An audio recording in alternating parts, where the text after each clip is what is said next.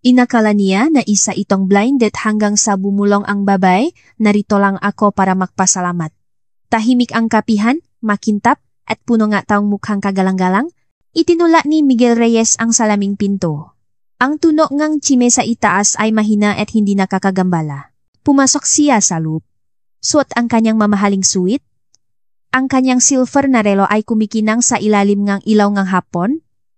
Bawat pulgada ngang kanyang katauhan ay sumisigaw ngang kahalagahan sa oras, sa anyo, at sa emosyon.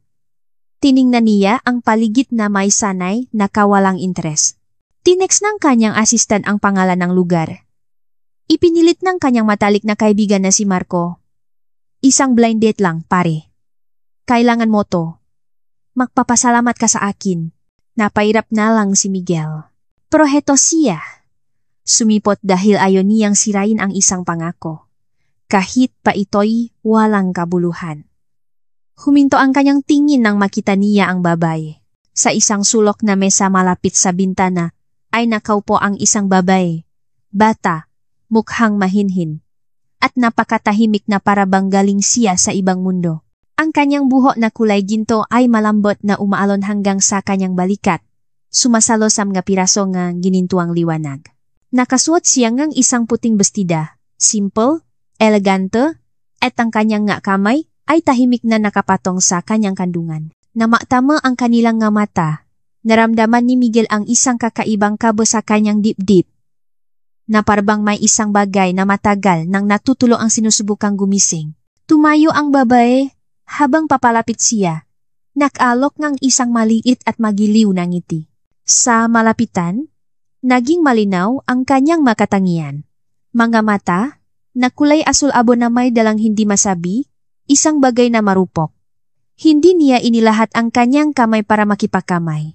Sa halip, tiningnan niya si Miguel na parabang kilala na niya ito dati.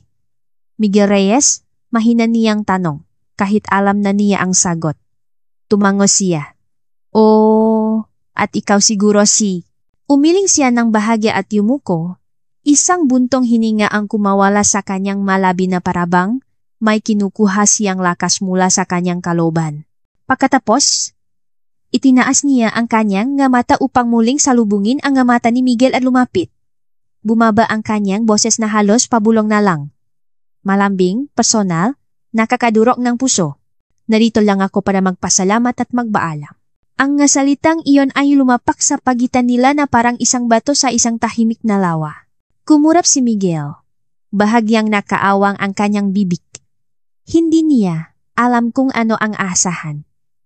Isang tawa, isang papuri. Marahil ay ilang nakakailang na usapan habang umiinom ng mamahaling espresso. Hindi ito.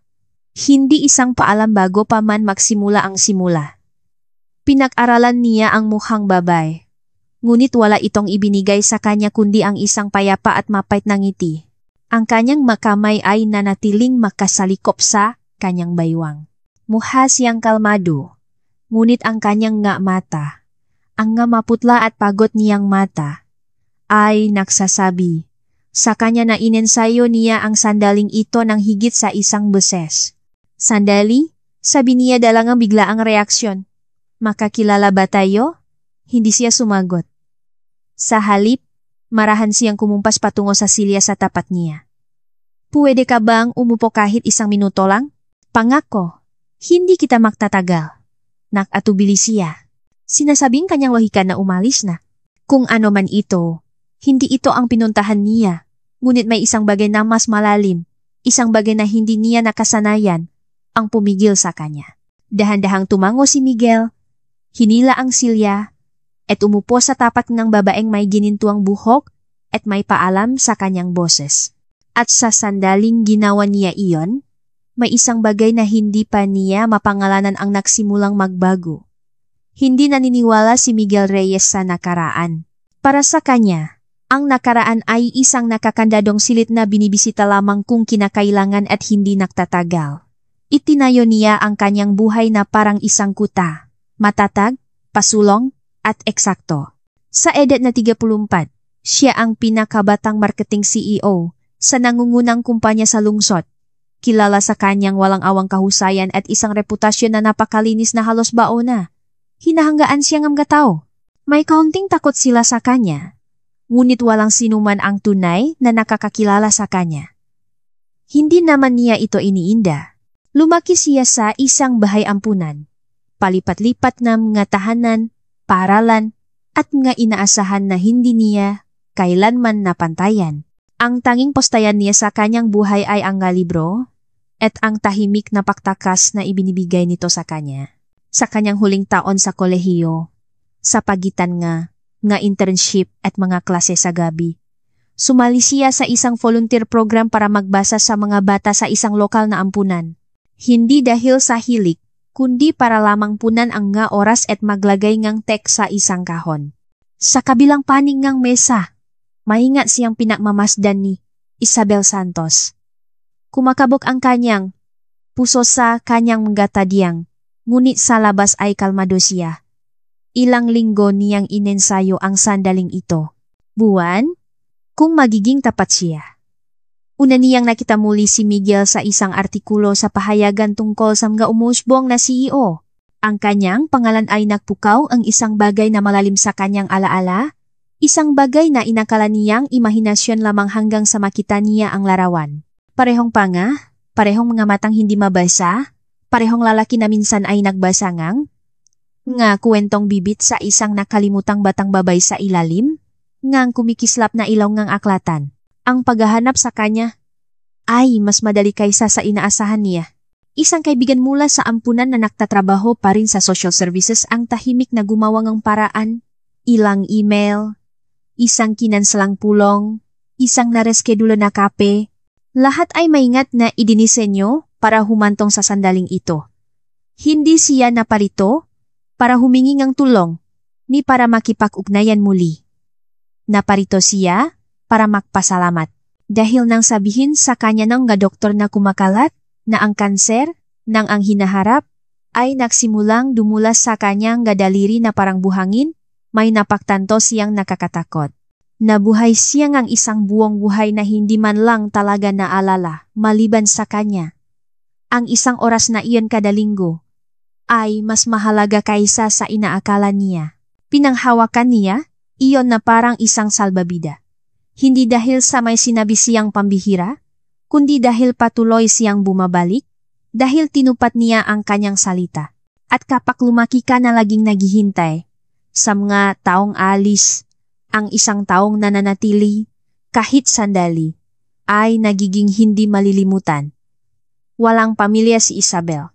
Ang kanyang anak na babae, si Lia, ay 4 na taong gulang, mabait, mausisa, na may parehong maliwanag na kulot na buho na minsan ay kinainisan ni Isabel sa salamin, ngunit ngayon ay labis niyang hinahanggaan sa kanyang munting anak, si Lia ang kanyang buong mundo. Ngunit kahit ang ganoong pakmamahal ay hindi kayang pagalingin kung ano ang lumalaki sa loob niya. Kaya't nakipagpayapaan na si Isabel halos. Ngunit mayroon pa ring isang pangakong kailangang tuparin. Sinabi mo minsan, sasabihin niya sa kanya mamaya, kung sakaling maramdaman mong nag-iisa ka, hanapin mo lang ako. Naalala niya ang bawat salita. At ngayon, pagkatapos ng lahat ng mga taon na ito, nagawa niya. Dahan-dahang huminga si Isabel. Ang kanyang daliri ay bahagyang nakapatong sa gilid ng mesa. Ang hangin sa pagitan nila ay parang siksik. Puno nga hindi nasasabing bagay. Si Miguel ay nakaupo sa tapat niya. Hindi pa rin sigurado kung ano ang isipin sa kanyang presensya. Kung bakit siya dumating. Kung ano talaga ang ibig sabihin ng pasasalamat na ito. Pasensya na. Mahina niyang sabi. Alam kong kakaiba siguro ang pakiramdam nito. Nagbigay siya ng isang maingat na tango. Medyo, nagalok si Isabel ng isang maliit na ngiti, ngunit mabilis itong nawala. Ang kanyang tingin ay lumipat sa bintana sa tabi nila, kung saan ang sikat ng araw sa hapon ay tumatagos sa manipis na mga kurtina. Noong 10 taong gulang ako, nagsimula siya. Nakatira ako sa isang bahay ampunan hindi kalayuan dito. Isa ako sa mga batang iyon. Walang masyadong nakakapansin. Hindi ako maingay.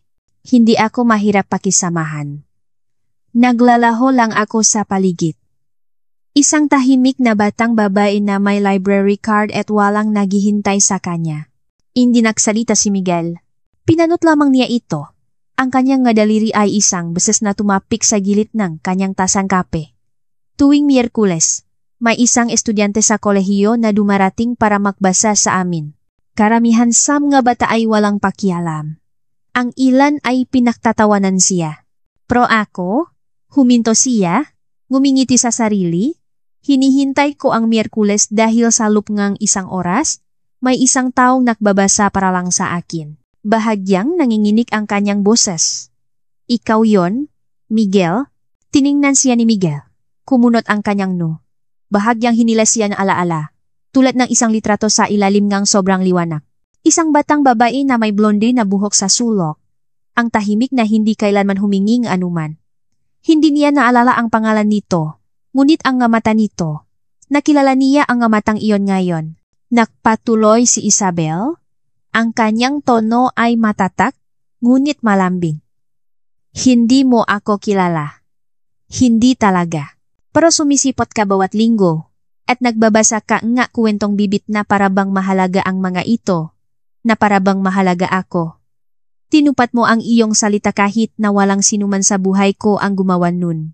Huminto siyang muli, at pagkatapos ay tumingin ng direka sa kanyang nga mata. Ilang buwan na ang nakalipas, na-diagnose ako ng late-stage cancer. Kumurap si Miguel. Ang masalita ay tumama na parang isang suntok sa dibdib. Biglaan at imposibleng iproseso. Sabi nila, maaring may isang taon pa ako, baka mas maikli. Sumunod ang katahimikan. Mabigat at hilaw. Inilagay ni Isabel ang kanyang nga kamay sa kanyang kandungan. Tensyonado ang kanyang nga balikat. Nang matanggap ko ang balita, ang unang naramdaman ko ay hindi takot. Ito ay kawalan. Na parabang nabuhay ako sa lahat ng mga taon na ito. At wala pa ring makakalala sa akin kapak wala na ako. Natrabaho ako. Pinalaki ko ang aking anak na babae. Nabayad ako nga bayarin. Ngumiti sa mga estranghero. Pero pakiramdam ko pa rin ay hindi ako nakikita. Naglislap ang kanyang mga mata. Hindi dahil sa kahinaan, kundi dahil sa isang masakit na katapatan. Pero pagkatapos naisip kita, ang Miyerkules, kung paano ang isang taong sumisipot ay nagparamdam sa akin na nakikita ako. Binigyan ako nito ng isang bagay na mapanghahawakan ng lahat ng iba pa ay mawala. Nangingining siyang huminga, nag-ipon ng lakas. Kaya pumunta ako rito. Hindi para sisihin ka, hindi para humingi nga anuman. Kailangan ko lang magpasalamat dahil ikaw ang unang taong nagparamdam sa akin na umiral ako. Bahagyang pumiyok ang boses ni Isabel habang idinagda niya na halos pabulong. Nang pumasok ka ngayon? Nang talagang sumipot ka pagkatapos ngang lahat ng nga taon na ito? Ipinaalala nito sa akin na may halaga pa rin ako? Na mahalaga pa rin ako. Naramdaman ni Miguel na nanikip ang kanyang lalamunan. Nanatili siyang hindi gumagalaw. Hindi sigurado kung ano ang sasabihin, kung ano ang mararamdaman. Ginugol niya ang kanyang buhay sa pag-iwas sa masandaling tulad nito, magulo, emosyonal, totu, ngunit mayroong isang bagay na hindi may kakaila sa paraan ng pagtingin niya sa kanya. Hindi tulad ng isang estranghero. Hindi rin tulad ng isang taong umaasa ngang higit pa. Tanging pasasalamat hilaw at dalisay. Hindi ko naalala. Mahina niyang inamin. Hindi. Hanggang ngayon lang. Pero naalala ko ang paraan ng pag-upo mo sa likuran. Hindi ka nagsasalita. Marahang ngumiti si Isabel. Hindi ko kailangan. Sinasabi mo na ang lahat ng kailangan kong marinig. Tumingin si Miguel sa kanyang makamay. Pagkatapos ay bumalik sa babae sa tapat niya. Ang babaeng dinala ang kanyang kabaitan na parang isang kayamanan sa loob ng mahigit isang dekada. At sa sandaling iyon, napaktanto niya na ang ilang, nga pangako ay umaaling-aungaw, ng mas malakas kaysa sa inaasahan natin. Isang biglaang ulan sa hapon, ang bumuhos habang inihahati ni Miguel si Isabel palabas ng kapihan. Bahagyang natigilan ang babae, namumutla ang kanyang mukha. Bago pa man niya matanong kung ano ang problema, bumagsak siya mismo sa bangketa. Walang pag-alinlangan, sumugot si Miguel para saluhin siya. Ang kanyang braso ay pumulupot sa kanyang balikat. Pinoprotektahan siya mula sa buhos ng ulan gamit ang sarili niyang diyaket. Ang ngataw sa nga pihan ay nanut, isang hindi pangkaraniwan at magilif na tanawin na parabang ang lalaking kilala sa kanyang malamig na pag-ugali. Ay biglang nakpakita ngang isang bagay na malambot, isang bagay na kahit siya ay hindi alam na taglay niya. Dinala niya si Isabel sa isang maliit na apartment, sa isang tahimik na suburban na kapitbahayan. Ang tahanan ay simple ngunit mainit at may bahagyang amoy ngang banilya sa hangin. Kalalapak pa lang niya ng marahan sa sofa, nang isang maliit na boses ang tumawa. Mula sa isang silid sa likod. Mommy, nakauwi na po kayo. Isang maliit na batang babae na may malambot at kulot na buho ang tumakbo palabas. Nakasuot ng isang rosas na bestidang bulaklakin at may hawak na isang teddy bear na kalahati ng kanyang laki. Ang kanyang maliliwanag na asul, nga mata ay kumislap, habang nakatitik siya nang may sorpresa sa estranghero sa kanilang sala. Bahagyang yumuko si Miguel. Ang kanyang boses ay hindi karaniwang alanganin. Hi, hindi maganda ang pakiramdam ng mommy mo. Nagpapahinga na siya ngayon. Tiningnan siya ng malit na bata sa loob ng ilang segundo. Pagkatapos ay humakbang pasulong at inilahat ang kanyang teddy bear. Puwede po kayong manatili, Mr. Stranger. Sabi po ni mommy, masama raw na iwanan ang isang tao na mag-isa sa ulan. Bahagyang gumalaw si Isabel, iminulat ang kanyang gamata. Nang makita niya ang kanyang anak, nagbigay siyang isang mahina at pagod na ngiti. Lia, anak, magpasalamat ka kay Ginoo na tumulong kay mommy. Ikiniling ni Lia ang kanyang ulo. Ang kanyang nga mata ay kumikinang na parang ngabituin. Salamat po, mister. Mabait po ang nga mata ninyo. Natigilan si Miguel ng isang sandali. Ang simpleng nga salita ng bata ay tumago sa matigas na baluti na kanyang isinusuot sa loob ng maraming taon. Hindi niya matandaan kung kailan huling may nagsabi sa kanya na mayroon siyang mabait na mga mata. Sa sandaling iyon, may nakita si Miguel sa tingin ng maliit na bata, isang bagay na nakakagulat na pamilyar. Ito ang parehong tingin na ibinigay sa kanya ni Isabel noong taon na ang nakalipas noong siya ay isang tahimik at payat na batang babae sa bahay ampunan. Ang tingin na iyon ang nakpanatili sa kanya ang 5 dagdag na minuto para lamang tapusin ang huling pahina ang isang kwentong bibit. Ngayon ay nakita niya itong muli sa batang ito. Isang kakaibang pakiramdam ang gumalaw sa kanyang dibdib. Hindi ito awa, ni pagmamahal. Ito ay isang bagay na mas malalim. Isang likas na pananais na protektahan, manatili, maalaga. Hindi pa ako naging isang bagay para sa sinuman, naisip ni Miguel sa kanyang sarili. Pero baka pwede akong maging isang tao na magpaparamdam sa malit na batang ito na ligtas siya. Nang magising muli si Isabel, marahang naksalin si Miguel ng isang basong tubig. Naglagay ng isang tableta sa isang maliit na porselanang platito. At bumaling kay Lia na may malambing na boses. Kailangan ng mommy mo ng pahinga. Pwede ka bang maging katulong ko at dalhin ito sa kanya? Sabik na tumango si Lia. Maingat na inangat ang baso gamit ang 2 kamay na parang isang bagay na mahalaga. Inilagay niya ito sa mesa sa tabi ng kanyang ina at ngumiti. Pinanot ni Miguel ang sandaling naganap at isang tahimik na ngiti ang dumaan sa kanyang ngalabi, isang ngiti na hindi niya alam na mayroon pa pala siya. Kinabukasan, bumalik si Miguel na may dalang isang lalagyan ng mainit na lugaw at ilang bitamina. Plano lamang niyang iwanan ito ng mabilis, ngunit bumukas ang pinto sa sandaling kumatok siya at sumugot si Lia palabas. Mommy, bumalik na siya. Walang pag-isip, niyakap niya ang binti ni Miguel. Tumingala at ngumiti ng malapat. Bumalik ka. Mommy, siya po ba ang daddy ko? Natahimik ang hangin. Natigilan si Isabel, namula ang kanyang muka sa sorpresa at hiya. Nagbigay si Miguel ngang isang pilit at alanganing ngiti, akmang maglilinaw. Ngunit nakita niya ang nga mata ni Isabel, nangingilit, nakpipigil ngang luha. Dahan-dahan siyang lumuhod. Inilagay ang isang kamay sa ulo ni Lia at naksalita sa isang mahinang bulong. Hindi anak, kaibigan lang ako, pero laging nandito ako para tulungan ang mommy mo. Okay? Masayang tumango si Lia at tumakbo pabalik sa loop, buong pakmamalaking ipinapakita ang kanyang bagong tahi na teddy bear. Tumayo si Miguel. Pinapanot ang maliit na batang nawawala sa pasilyo. Sa loop niya, isang bagay na walang pangalan ang lumitaw. Isang kakaibang kapayapaan na hindi niya kailanman naramdaman sa lahat ng kanyang nga mararangyang apartment at nga biyahe sa business class. Hindi niya anak si Leah. Ngunit sa malinaw at inosenteng mga mata nito, nakita niya ang isang bagay na matagal nang kinuha sa kanyang buhay, ang kahulugan ng pagiging kailangan. At alam niya nun, babalik siya. Hindi dahil sa tungkulin, kundi dahil sa isang bagay na hindi niya kailanman pinangahasang paniwalaan. Baka maari akong maging isang taong pakiramdam ay tahanan. Tahimik. Ang uri nga katahimikan na nagpaparamdam na ang malilit na tunok ay napakalaki.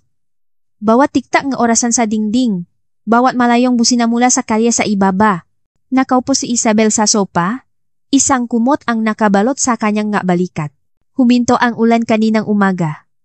Ngunit nanginginig pa rin ang kanyang madaliri. Nasa kusina si Miguel. Tahimik na nahuhugas ng 2 tasa.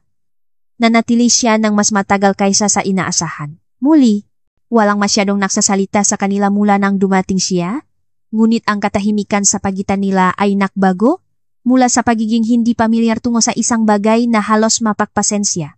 Nilinis ni Isabel ang kanyang lalamunan. May kailangan akong sabihin sa iyo. Humarap sa kanya si Miguel.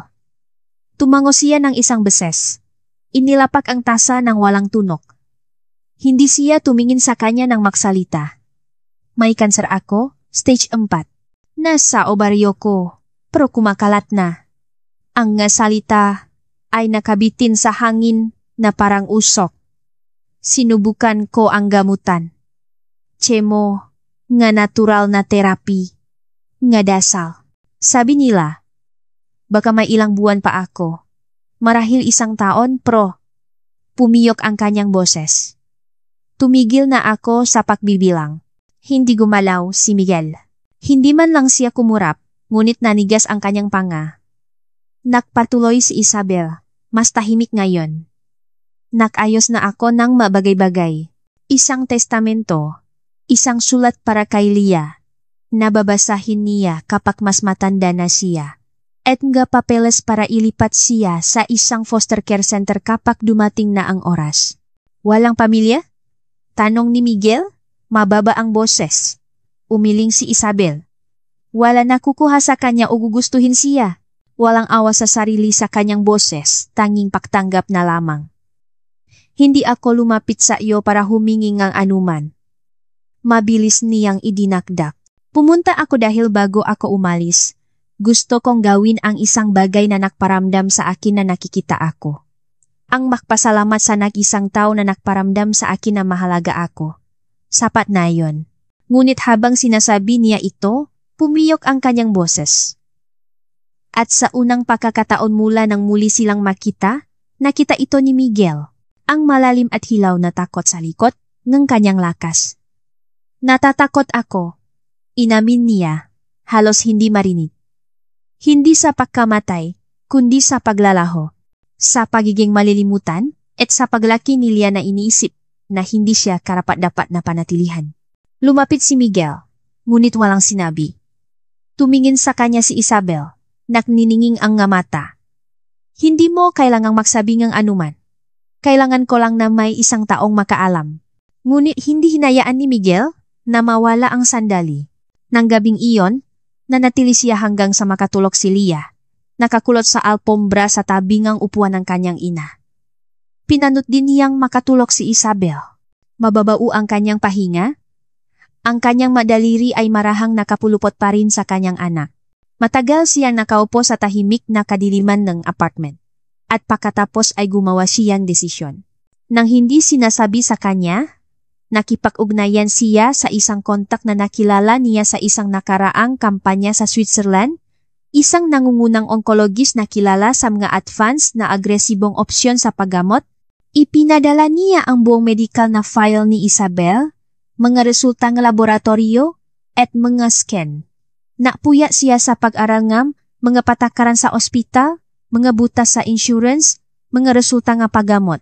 Pagsapit ng umaga, nakapag-ayos na siya ng isang virtual na konsultasyon at personal na nag-wire ng deposito.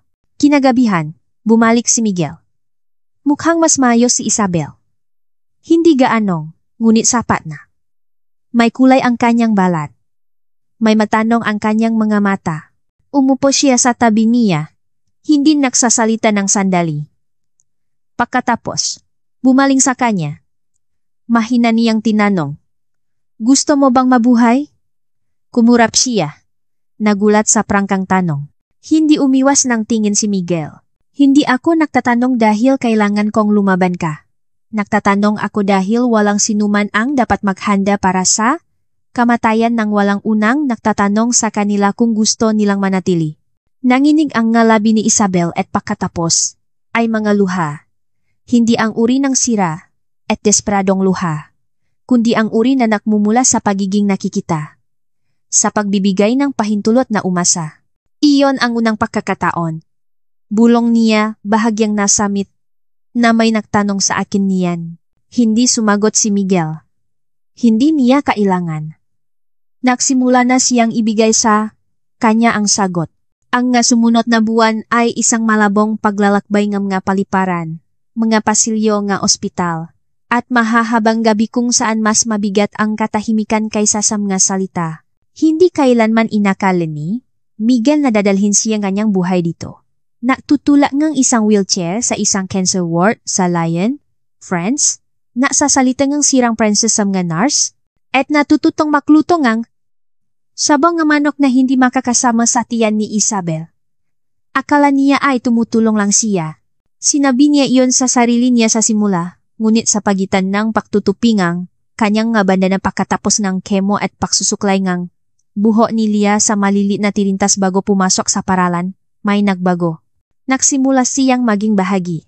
Nagsimula kaagad ang paggamot ni Isabel pagdating nila sa France. Sinuringang na doktor ang kanyang file at sumang-ayon na sumugal, isang agresibong operasyon na sinundan ng 6 na buwan ng chemotherapy. Naroon si Miguel para sa bawat scan, bawat konsultasyon, bawat pakasirangang loop sa gabi.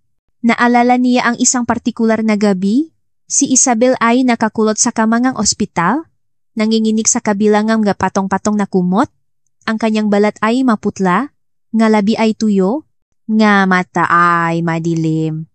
Bumulong siya, halos hindi marinig. Ayokong maalala ako ni Lia na ganito. Umupo si Miguel sa tabi niya, hinawakan ang kanyang kamay, at mahinang sinabi, hindi niya gagawin.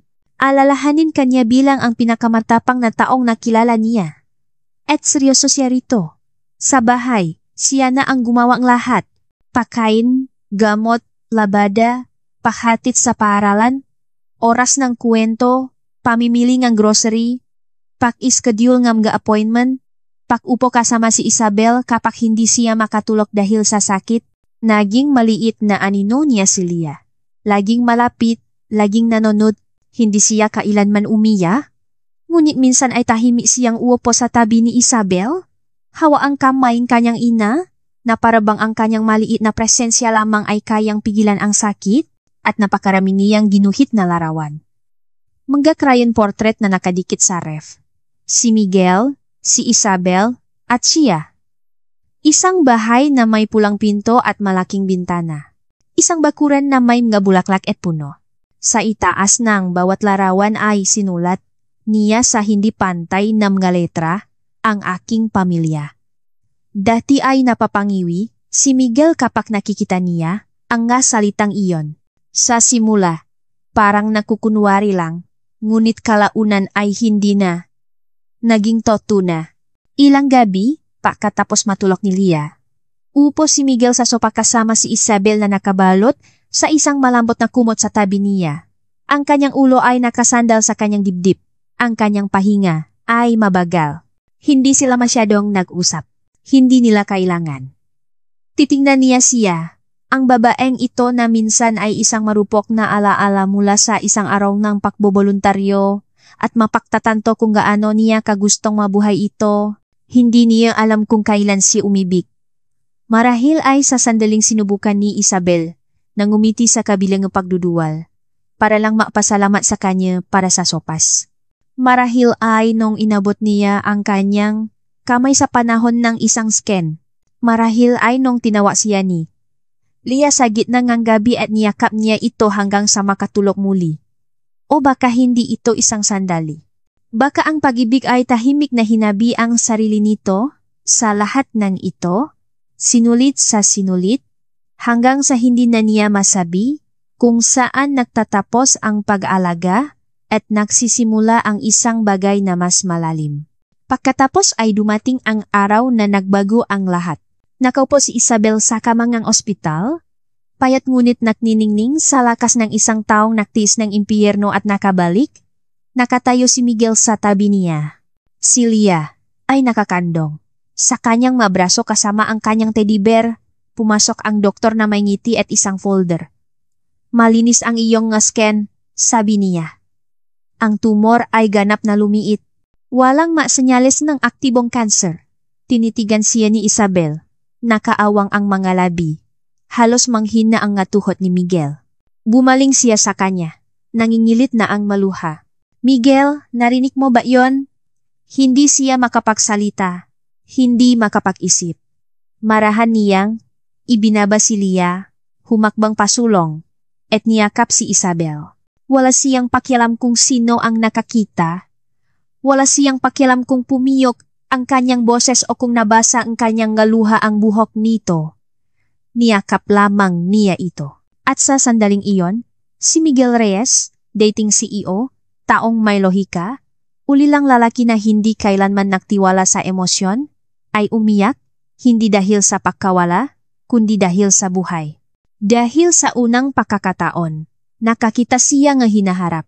Isang hinaharap na hindi gawa sa mga numero o mga deadline, kundi nga tahimik na umaga, paghahatid sa paaralan, nga rosas na bestida at ang kamay ni Isabel sa kanya. Dumating siya para tumulong. Ngunit sa paanuman sa daan, natakpuan niya ang tahanan. Ang maliit na parke ay puno ng tawanan at mahinang kalansing ng mapapel na tasa at mga lobo na sumasayaw sa hangin. Perpektong araw ng taksibol.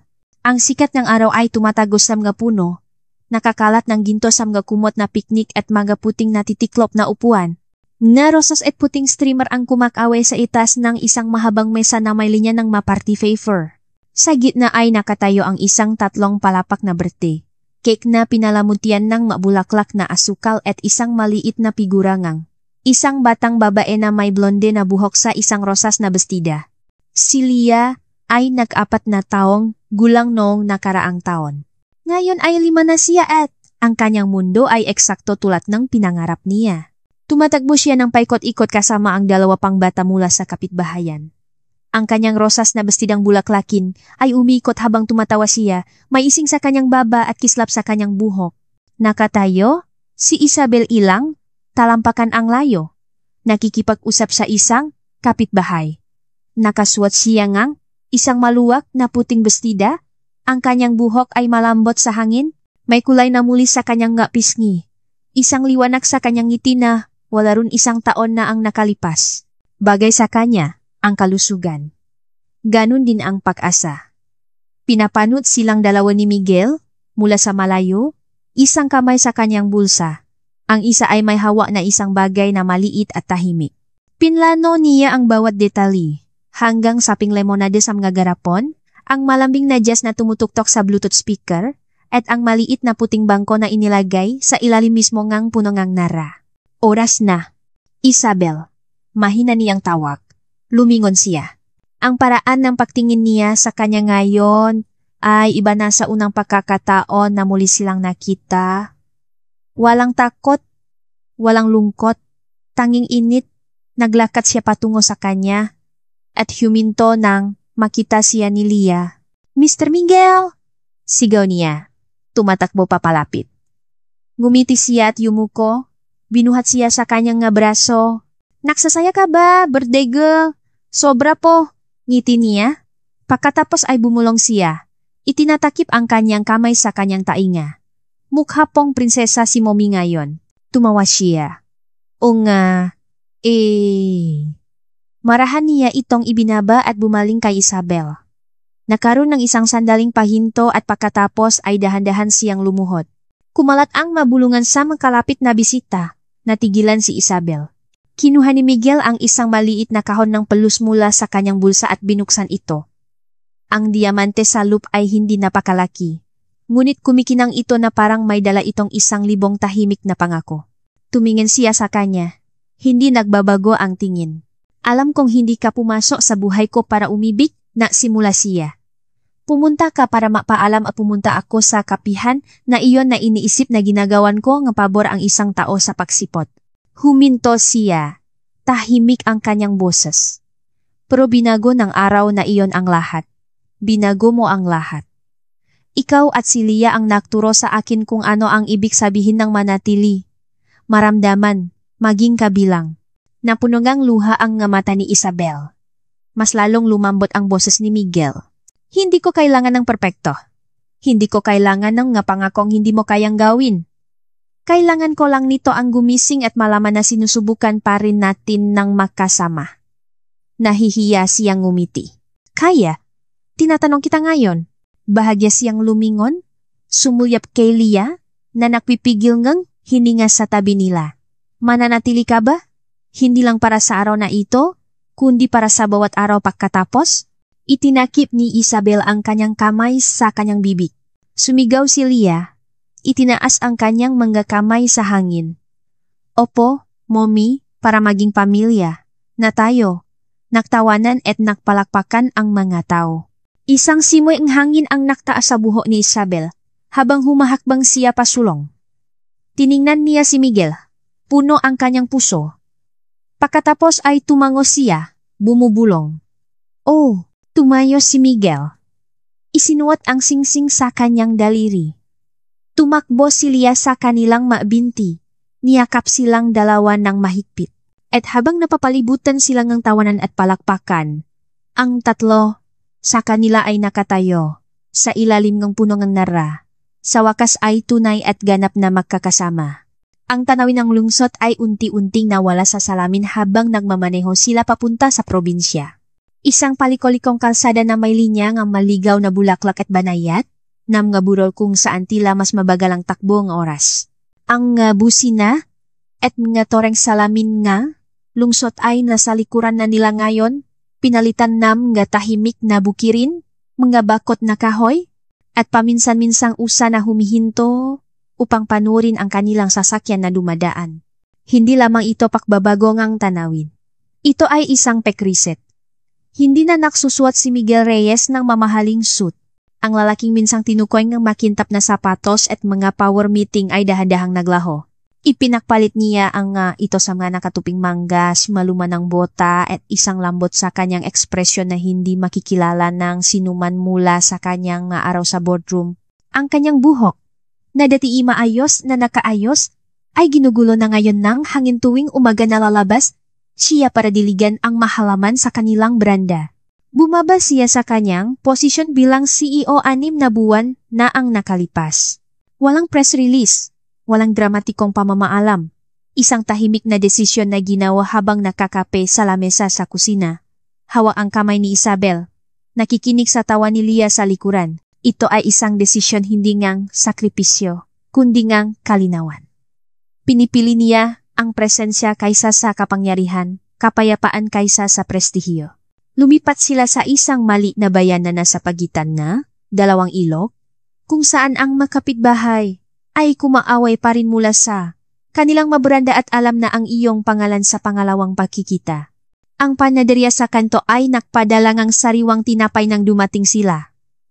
Nakiwan ng mga welcome note ang kartero sa mailbox. Sa loob ng ilang linggo, nakilala na sila bilang ang pamilya na may maliit na batang babae na nakarosas. Si Leah ay 6 na taong gulang na ngayon. Ang kanyang backpack ay bahagyang masyadong malaki para sa kanyang katawan. Ang kanyang buhok ay tumatalon habang naglalakad siya papuntang paaralan. Sa kanyang unang araw, sa unang baitang, isinuot niya ang kanyang paboritong rosas na bestida, ang may maliliit na puting bulaklak na nakatahi sa laylayan at nagdala ng isang lunchbox na si Miguel mismo ang naampake. Sa loop, isang peanut butter sandwich na hiniwa sa hugis ng mga bituin, mga carrot stick, at isang tala sa kanyang malinis na sulat kamay. Ikaw ang sikat ng aking araw. Nakmamahal det. Lalong lumakas si Isabel sa bawat araw na lumilipas.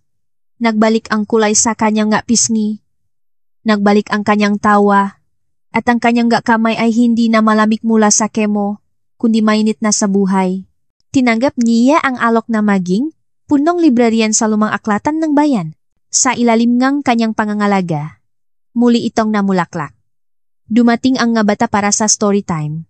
Nanatili ang matinajer para sa mga book club, at maging ang mamatatanda ay nakahanap ngang ginhawa sa malambot na mga upuan na inilagay niya sa tabing nga bintana.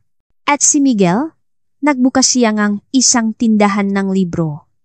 Maliit ito na may umaalugok na sahik na gawa sa kahoy at isang kampanilya na tumutunok na parang isang bulong tuwing may papasok. Pinangalanan niya, itong ang pangako. Kapag tinanong kung bakit, ngingiti siya at sasabihin, tungkol ito sa isang kwento na umikot ng buo. Ang tindahan ay naging higit pa sa mga libro. Naging pag-ari ito, isang lugar kung saan ang mga tao ay pumapasok para sa isang nobela at umaalis na may isang pag-uusap. Kung saan nag-set up si Liang ang isang sulok para irekomenda, ang kanyang nangungunang 5 aklat na may rosas na pabalat. Kung saan nagdadala si Isabel ngang cookies para sa mga pagbabasa sa katapusan ng linggo, sa mga tahimik na gabi ngang linggo. Makikita mo silang tatlo sa duyan sa beranda. Si Isabel ay nagbabasa ng malakas. Si Miguel ay humihigop ng kape. Si Lia ay nagdodrawing ng kanilang puting bahay na may pulang pinto. Laging may 3 stick figure sa bakuran. Madalas sabihin ng mga lokal na makamukha sila. Pareho ang liwanag sa kanilang nga mata. Pareho ang kalmado sa kanilang nga ngiti. Isang gabi, matapos patayin ang nga ilaw sa tindahan ng libro at mahimbing na natutulog si Lia, ang kanyang teddy bear ay nasa tabi niya.